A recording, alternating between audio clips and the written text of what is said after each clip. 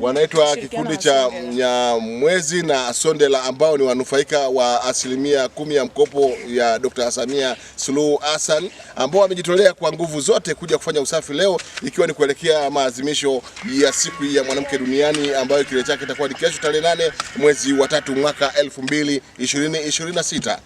Mimi ni Laurent William wa Nyanja TV. Tunakwenda kuongea naye aweze kuelezea hisia zake, ni kitu gani ambacho kimewatuma kikundi hiki kuja kufanya usafi siku ya leo, lengo ikiwa ni kumwenzi mkuu wa mkoa wa Katavi Bi Mwanamvua Hoza Mlindoko. Karibu kwa majina, alafu pia tuambie yale mlikuja kuyafanya. Wakina mama wakati wanaendelea kufanya kazi zao kama kawaida. Karibu.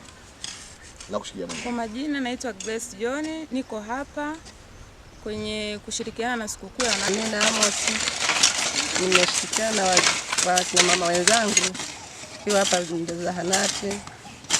Tunamshukuru sana mkuu wa mkoa wa Katavi, tunamshukuru sana kwa matendo yote aliyotutendea. Asanteni sana wakina mama, asanteni sana wakina baba, asante sana mkuu wa mkoa. Nyanja TV hapo bado tukiwa tunaendelea kufanya mahojiano na wananchi ambao wamefika katika zahanati hii hapa Kafuru. Namba moja katika ni kitongoji shikizi cha Kafuru ambapo ni wilaya Mlele, kata ya Utende, ni mkoani Katavi. Na hapa tunaendelea kuwahoji baadhi ya washiriki wa zoezi la kufanya usafi kuelekea siku ya wanawake duniani ambayo kilele chake itakuwa ni hapo kesho katika viwanja vya shule ya msingi pale Mlele mjini. Huyu ni mwananchi na ni mdau ambaye atatuambia majina yake kisha atuambie kile ambacho kimemleta siku ya leo.